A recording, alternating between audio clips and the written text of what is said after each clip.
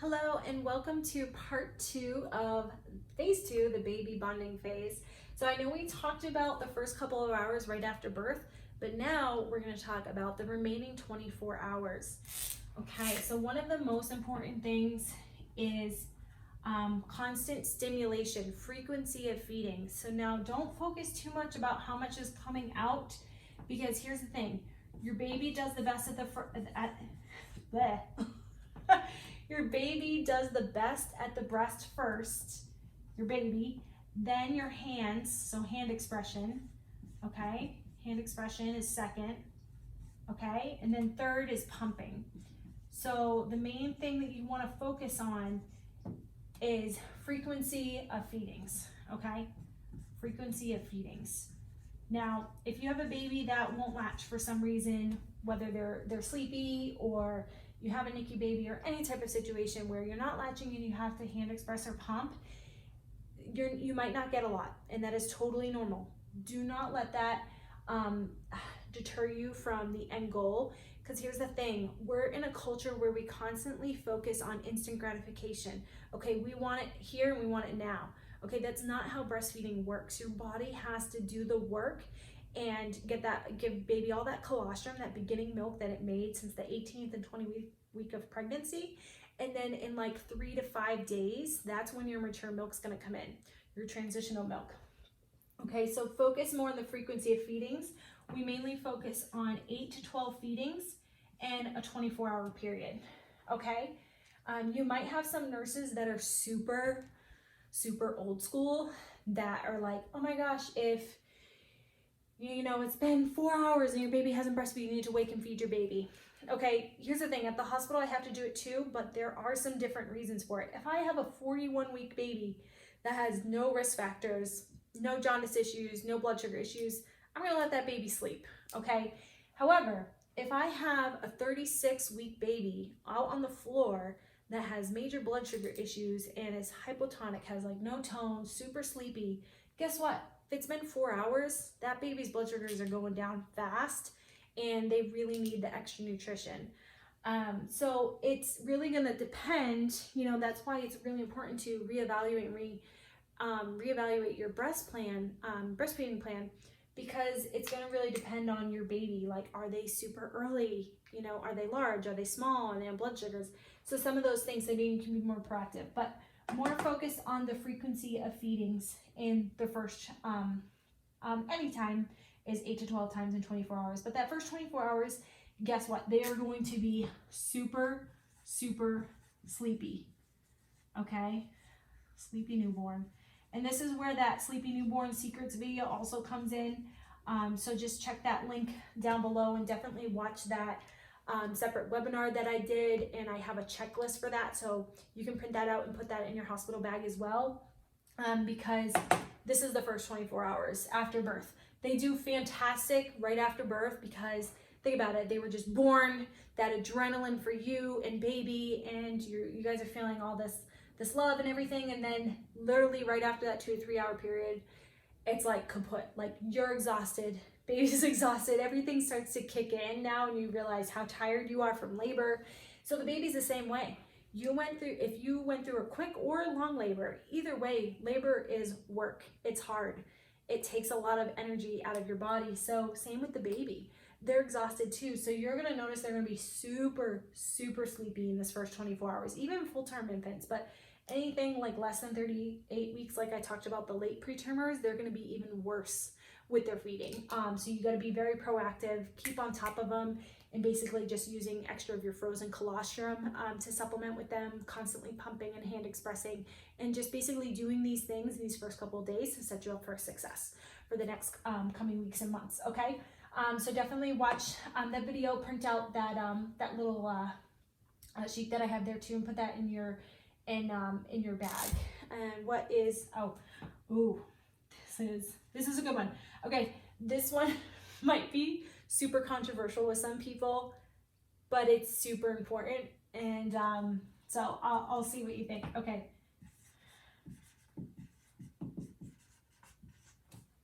What? No visitors? Yes. Okay. So one of the things that I did with my deliveries. And first of all, I can tell you a little story. It happened on accident. Our first one, my water broke and he was 3 weeks early. So we didn't tell anybody because I wanted to focus on my labor. And then by the time we tried to call everybody, it was too late and nobody answered our phone calls. So nobody knew that he was born. So we didn't have visitors for like the first 24 hours, which was great, but I would recommend now no visitors, and we didn't do any visitors for anybody else for our other 2 children, at least until a couple of days. Now, hear me out on this. Especially if you're in a hospital, there are so many people coming in your room, it's ridiculous. You're never gonna be able to nap. You're never gonna be able to get time by yourself. You're always gonna feel like somebody's walking through the door just when you're starting to nurse. And if this is your first baby, you're not gonna feel super comfortable yet. That's okay. I wasn't either. I was so paranoid. Like, first of all, my son wouldn't even latch anyways. So it's one of those things that's added stress on you to constantly worry about who's coming in the door. So I would say no visitors at all whatsoever in the hospital. If you're not down for that and you feel like you need your mom there and you're okay breasts out, breastfeeding in front of her, perfect. That's great. But if it's your dad and you're not ready to do that, I'm sorry, just ask him to wait until you get home where like you can try and arrange around like right after feed that they can come over. Because this is the main thing of your baby is feeding. Literally they feed, they sleep, they pee and poop. That's all they do. So if you have family and friends coming over and passing baby around and you're missing some of those early feeding cues, your baby suffers. Yes, it's nice, it's enjoyable, you're taking photos, but they are going to be here for your remaining days. So they can see them in 3 to 4 days until you get breastfeeding established and feedings and getting to know your baby. So I know this is super controversial, but we did it with all of ours. First time, not purposely, the second and third time, and it was the best thing I ever did. It literally just was a weight off my shoulders, not worrying about, trying to plan with somebody when they can come over around a feeding, so then I wouldn't be feeding the whole time that they were here, because these newborns, like, they'll be feeding for a long time. Like, it could be like 45 minutes to an hour, maybe even more if they're cluster feeding. So then if they're here the whole time and they can't hold the baby, some parents get upset, or visitors, and it's like you'd rather just hold off, just wait. Again, talk to your husband or your support person and really kind of figure out if that's something you really want to do. How intense are your breastfeeding goals? Like, do you really want to make this successful right from the beginning? If so, I would highly recommend you cut down visitors. Unless, for example, if it's your mom and you're totally comfortable having your breasts out, breastfeeding and everything, because you're gonna have them out. Like it's really hard when I have those moms and they have like all this family in the room and it's like, okay, baby needs to eat. Like, they need to eat. Like, they're showing you cues and they're just sitting there like, oh, well, I have all these people around, and it's like, okay, well then you gotta tell them to leave, or you gotta do it right in front of them. And then they're trying to do it with under these blankets and trying to latch a newborn. Give it like a month or so and that baby's gonna self-latch. You can do it no problem. But with all these people around, these babies are all, scrunched up, and you're trying to check that latch, and it's too complicated. So so that's like one of the things that I'm a big supporter on. Like, really, when you think about it, like, your nurse will be in the room, maybe a PCT taking your vitals, then you have the doctor, then you have the baby doctor, then you have birth certificate, then you have the photographer, then you have food service, then you have management coming and running on you. Then you also have, we have our financial guy come in and talk to you about your bill at the hospital. Okay, that's already 10 different people that are in your room throughout the day. So you add in visitors too, it's just exhausting. And then if you do end up having a healthy pregnancy and you have any questions about home birth, let me know, because I'll talk to you all day about that too. But that's a whole nother story. But yeah, no visitors. So super controversial topic. Again, if this is your first baby and you feel like somebody else needs to be there with you, that's totally fine. Just make sure you feel comfortable breastfeeding and everything, because your breasts are going to be out. They are. I mean, we all have breasts, like, it's fine. Like, I've seen so many different types of breasts and nipples, and you have to be comfortable with it. Otherwise, then ask them not to be there, because this is the most important thing for your baby. It's not worried about, hurting other people's feelings or anything like that. Your baby comes first. So focus on that. And then definitely in the first 24 hours too, you have that frozen colostrum. Okay, say you're having a super sleepy baby and they skip a feeding. Go through some of the things on this video. Ultimately, hand express or pump and give them whatever you can, and then supplement with your frozen colostrum. Again, remember, it's the first 24 hours, so they only need 5 to 10 mLs. That's all they need. Don't let anybody else tell you differently, okay? However, if they do have blood sugar issues, okay, if their blood sugars are low, by this point, after the first 4 hours, they usually should be above 45. So if they are less than 45, then you can increase your colostrum that you're giving them.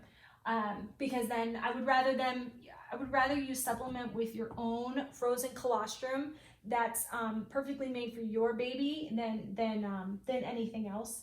But if it's a very healthy full-term infant and there's no other risk factors, 5 to 10 mLs per feeding in the first 24 hours, if they're sleepy, is perfectly fine. So one of the simple ways that you can feed your colostrum right in the syringe after you warm it up is when baby's lying down or sleeping, literally all you do is you stick so this is their mouth, you stick their finger in their mouth and you tickle the roof of their mouth. And when you're tickling the roof of the mouth, it elicits a suck reflex, and they automatically just suck, even if they're sleepy or they're swaddled. You can leave them swaddled, have them kind of sitting up in your arms or in the crib a little bit, and have them suck, and then just take that small syringe, that small 1 cc syringe or however big it is, and put it right in the corner of their mouth while they're sucking your finger, okay? And then just gently squirt it in. Every few seconds while they take sucks, gently squirt it. When they pause to take a breath, stop. And then when they start sucking again or tickle the roof of their mouth, then you squeeze more in. That's called syringe feeding. You can also do cup feeding. However, if you have a super sleepy baby and they wouldn't breastfeed, I highly doubt they're gonna cup feed.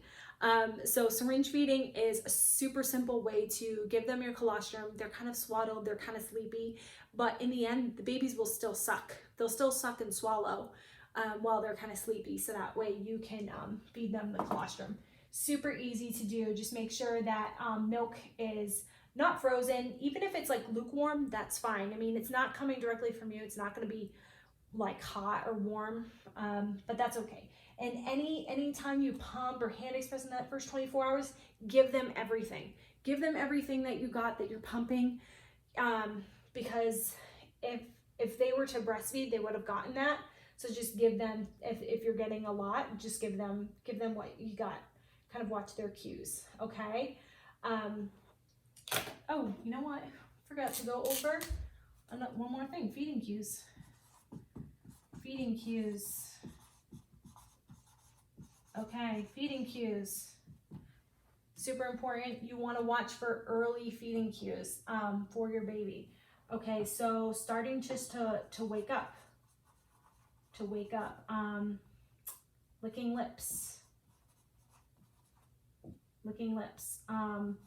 or sticking out their tongue, starting to root side to side, rooting, trying to eat their hands, eat their fingers, their hands, okay? Those are all early feeding cues. Anytime your baby's really just starting to wake up and is starting to just wake up in the crib or in your arms or anything, put them to the breast. You'd rather put them to the breast early and often than too late. Because when they get late, guess what they become?